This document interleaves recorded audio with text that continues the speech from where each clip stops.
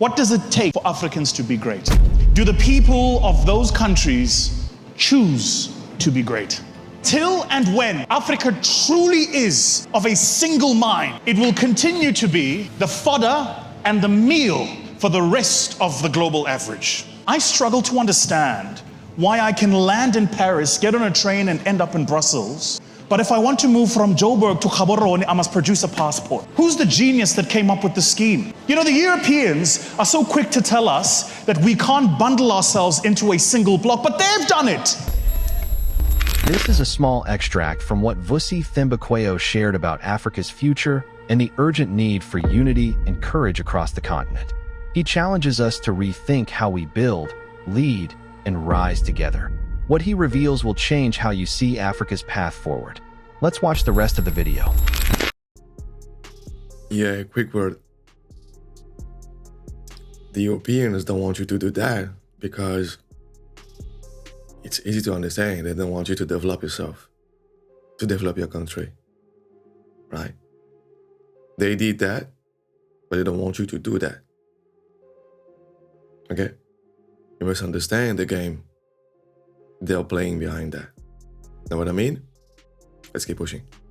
Imagine the cowards we must be to be born of forefathers who liberated our continent from colonizers, only for you and I to be broken down by a tweet. And so the question, I think, for our moment and for our season today is, do you have the courage to rise above a hashtag? Will your life be nothing more than a demonstration of somebody else's opinion of you? Now, what is interesting is this. Notice the means of the enemy. When he is well aware that you are on the path to your greatness, he makes the noise to distract you. Therefore, if we want a better life for ourselves, we must demand of that power. And I often hear young people today say things like this. You know, it's time for young people to rise. It's time for the old people to move out of the way. It's time, it's time, it's time. Let me tell you, young people, there is no old person going anywhere. If you want that seat in that office, in that boardroom, in that chamber, in that ministry, you're going to have to fight for it, because power isn't given, it's taken. And so the question as our continent rises is, will we be men and women of courage? Will we be the generation in 50 years' time that our children reference and say, they did it right? They had the template for how to truly pull out of each other the ability to work with each other. And something fascinating is happening today. I must tell you this. This is the good news.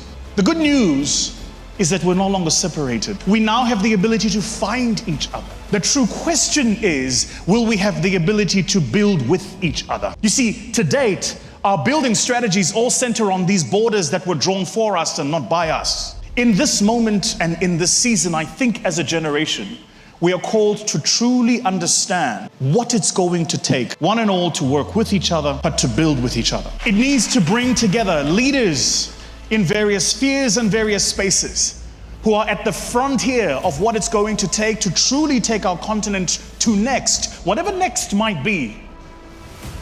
So in this moment then, and in this season, it's important that we unite, that we truly pull each other towards each other. I will say it here. I will unite with any man and woman to do right. I will unite with nobody to do wrong. Amongst our greatest naiveties, I think, is that we presuppose that in the world of good and evil, it exists a little bit like it does in the superhero movies. Reality does not mirror that expectation. In reality, most people are complex. Most societies are complex. The challenge for us is whether or not we individually can be a force for good, a true force for greatness. So in preparation for this, I arced my mind back and I looked at 10 of Africa's largest economies between the years 1956 and 1968. And I looked at what it was that made up those economies. I looked in that particular period because that was the transitory period in our continent. What I wanted to seek and find was to answer a simple question. What does it take for Africans to be great? It's a simple question. Now, because of the nature of my work, I went and looked for the actual thing that I could prove here, the scientific thing that I could go statistically, if you do these things, on a balance of probabilities, you will achieve whatever greatness is defined as for you. And here is what I found. I found that in every instance where there was a particular set of factors that made a population group or a citizenry or a nation achieve its goals, if you took those very same factors and plugged them into a different citizenry, the numbers would not tally. That is to say the following, that beyond strategy, beyond information, beyond policy, formations, and conversations, all of which, by the way, are fundamental, there is a single truism that holds, an ingredient without which the coffee doesn't taste good, and the ingredient is this: choice. Do the people of those countries choose to be great? You know this is true, by the way, because there are a lot of choices we make as people that filter into just how we think about ourselves. In other words, even though we could choose better, we choose what we just get.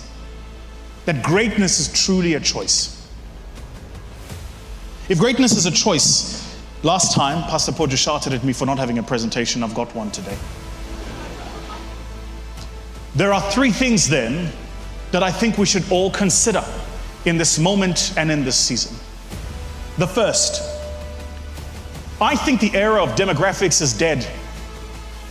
I think the era of framing ourselves by the tribe we come from, the background we come from, the place we went to, or how we were raised is moved. I think what we've become today is not just a demographic people. What we have become today is a psychographic people. We are connected in the way we think about the world, not just the way we exist in the world. And so today we find more commonality with each other because psychographically we see the world in similar ways. We aspire for similar. In other words, we are more alike than we think. If, therefore, we are truly to rise as a continent, then how we leverage this as a choice is going to be important. It's the only way we can create a beautiful continent connected to the diaspora. You know what I mean? Someone say that being African is not about being born in Africa. It's Africa being born in you. You know what I mean? So, if we have the same mindset, you and I, you know what I mean? I'm in Europe. We have brothers and sisters in America. You have brothers and sisters in Caribbean. You have brothers and sisters in Afro-Latino, South America, and Latin America. We have brothers and sisters in Asia. We have brothers and sisters in the Middle East. We have brothers and sisters in Africa. We all can come together as a psychographic people and create a better Africa for all of us. It's okay to be proud of your tribe, to be proud of your country, be proud of your lineage. It's okay. But we need to stop using all these, I am this, I am that, I'm from that tribe, I'm from that lineage, whatever. This is gonna be the downfall for all of us. But it's called divide and conquer. Okay? There's a reason why Europeans country, they don't talk that much about their different tribes. Okay? They only talk tribes when it comes to Africa because they don't want us to unite in the first place. I don't hear Europeans talking about the different tribes in their own country. And a bunch of them have different tribes in their country. Okay? In France, you have people from the west, people from the east, people from the south, people from the north, people from the center. They are not the same people. They are different tribes. And they have their own language. Okay? They have their different cultures. The only thing is that they were colonized by the central government, central kings, that force them to speak French, and impose them the French government upon them. Other than that, when you travel to West France, Northwest France, they're connected to Celtics, to British people, Nordic people. When you travel to East France, they are connected to German people. When you travel to South East, they're connected to Italian. When you travel South West, they are connected to people from Spain, other people from there. You see? They are different tribes, and you can do that with all the European countries. It's the same in Asia. China has a lot of ethnic groups, a lot of tribes. Japan has different tribes. The Ainu in the north don't look like Japanese people. They are darker. Okay? More like black people. They look like Aboriginal people, Native Australian people, dark skin. You know what I mean? South Asia, the same. They have different tribes. When you go to Cambodia, Laos, Thai, you'll see dark people, you see black people. India, the same. You have different tribes there. You see, but all of those people, they call themselves, we are this, we are Chinese, we are Taiwanese, we are Vietnamese. You know what I mean? We are Japanese, we are Koreans. No, you're French, you're Portuguese, you're Spanish. And they have different tribes. But when it comes to African, yeah, but you from that country, but what's your tribe? You see? That's the divide and conquer. We need to be proud of that, of course, but we need to stop taking that,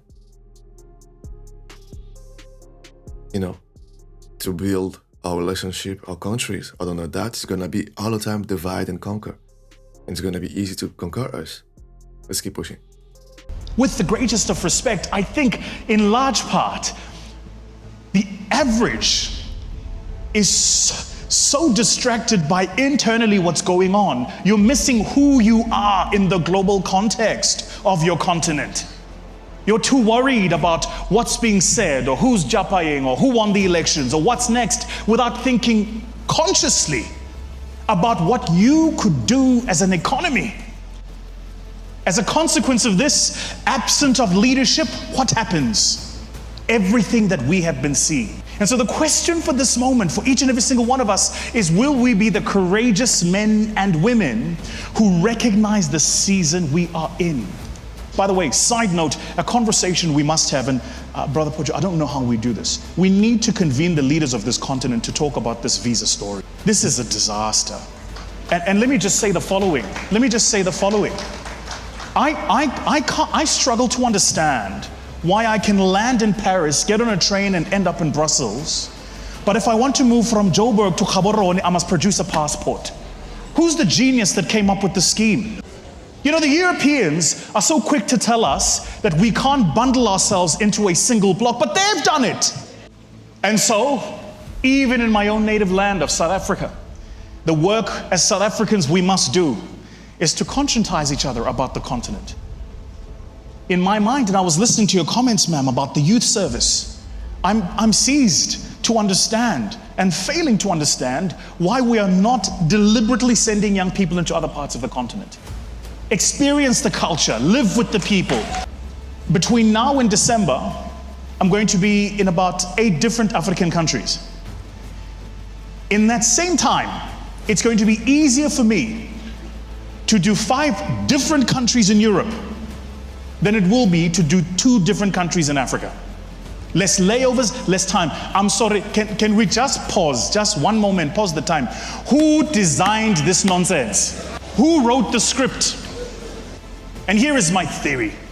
You only lock the vault where there is money. And so maybe there's a reason you've been kept out of that neighboring country. Maybe there's a reason you've been kept out of that neighboring region. Maybe there's a reason you can't travel to that other place, because if you were to, there is something you might do that would help us build what we all know we are capable of. So first, keep them away from each other. Second, convince them that they're enemies with each other. And third, convince them that the other one is better than the other one. And before you're done, they will hate each other so much you don't even need to pass policy or law. And in the middle of all of this, here we sit as young people, fruitfully connected by the HTTPS. And we're more worried about what's trending and commenting on it, rather than how do we meaningfully build with each other and do business. I came to tell you here today that I'm only interested in meaningfully building and doing business. That word, I've been saying that too. In my other videos, I told all my brothers and sisters from the diaspora, I told you guys, last year, I was in Zanzibar, Eastern Africa and Tanzania, and I saw Chinese, European, Indian, Turkish, all these foreigners living the soft life, starting businesses, you know what I mean? And living the soft life. And I asked myself, where are the diaspora? What are we doing? I know there's a lot of people from the diaspora, from Europe, America. There's a lot of American brothers and sisters in Africa, Kenya, Uganda, South Africa, doing businesses, starting businesses, Ghana, Nigeria. I know that, but we need more of that. And then I'm telling you guys to live on the continent. I'm telling you that to do the back and forth. You go there on vacation, you start the businesses, you see which country you like, start the businesses, and you can do a back and forth. 6 months there, 6 months your country, 6 months in Africa. You can do whatever you want, but we need to start businesses, because by the time we woke up, Africa, you're gonna see a bunch of foreigners on your lands, businesses, and we're gonna be like, oh shit. Crazy stuff. I'm telling you, we need to start doing businesses in Africa. Malcolm X said that. Dr. Claude Anderson said that. A lot of people say that if Africa develop, we from the diaspora, we can use the resources from Africa to compete with people in the diaspora.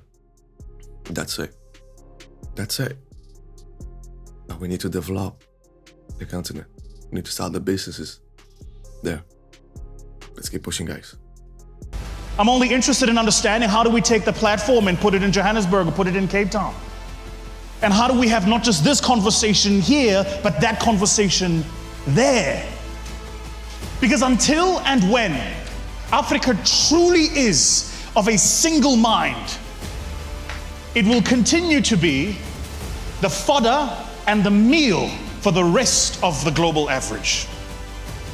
So we must recognize then that our value to the world is cemented. And recognize beyond that, that even that very idea of what it is that is our value is changing. There are 5 fundamental ways value is changing. I'm going to spend a minute on them. The first is value is changing around how we think of our identity as Africans. The second, how we think around what is truly wealth as Africans. The third, how we think around what we're building as the next generational legacy as African. The fourth, this archetype of these binary ideas we've always had, they and us, recognizing that we operate as a single block and in unison. If we don't understand and leverage each of these value constructs, we are missing the fundamental layer that is layered into our society today. Just our identity alone. What could we do when we truly come together as a single block? A week ago, I was in East Africa, Kenya, Tanzania, Uganda. Today, I'm here. I make it my intention to travel the continent. Because, and on this point I will end with this. You see, it's easy for a politician to lie to you about Pan-Africanism when you've never traveled Africa. They can tell you their version of it because they've never been there. They will tell you how Africans speak even though they've never been there. And the final way value is changing is that value has introduced us to this idea of free. That we can connect with each other freely, share with each other freely, but most importantly, build each other freely. There are three things I'd like to leave you with, and I will preface those three things by saying this. Constantly question what you're seeing. Please, question what it is that you're seeing. There are four fundamental perspectives you must always question. The first is the perspective of hindsight. The second perspective is plain sight.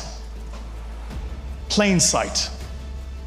What is barely in front of you, you see it as it appears. Question that too, because often, as the old Gaelic expression says, reality is merely an illusion, albeit a very persistent one. The third perspective is insight. Seeing what we've seen from the past, observing what we observe in the current day, what does it mean about where we are and where we find ourselves now? And the fourth and final perspective, which I think is going to be the challenge of our generation, is foresight. Let's talk about tomorrow. Let's talk about 2027. It's not until we build with each other that we recognize the opportunity. In venture capital, we do this well. If you're outsourcing tech talent today in Africa, you're outsourcing it typically to a Nigerian outfit. No, where in the continent you find yourself. If you're looking for somebody who's worked in fintech somewhere in Africa, typically you'll find them in East Africa. If you're looking for somebody who's smart, 6'2", Zulu, well-spoken, ladies love him,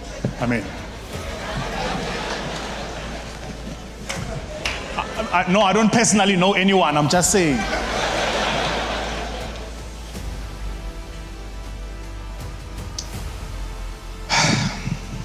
I began with a quote, I will end with one. The greatest orator of all time, in my opinion, is Frederick Douglass. One of his greatest quotes, he says, "It's easier to build strong children than it is to repair weak men." We need to build strong children. We need to truly protect our futures by giving them the right set of values for the world we are in today.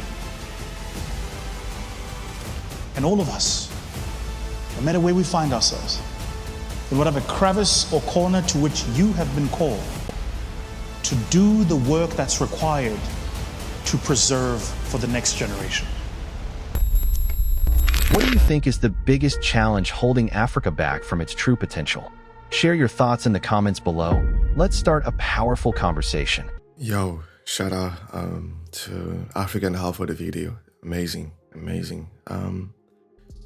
I wanted to give you something to eat, something to think about, and just not all the time, the video that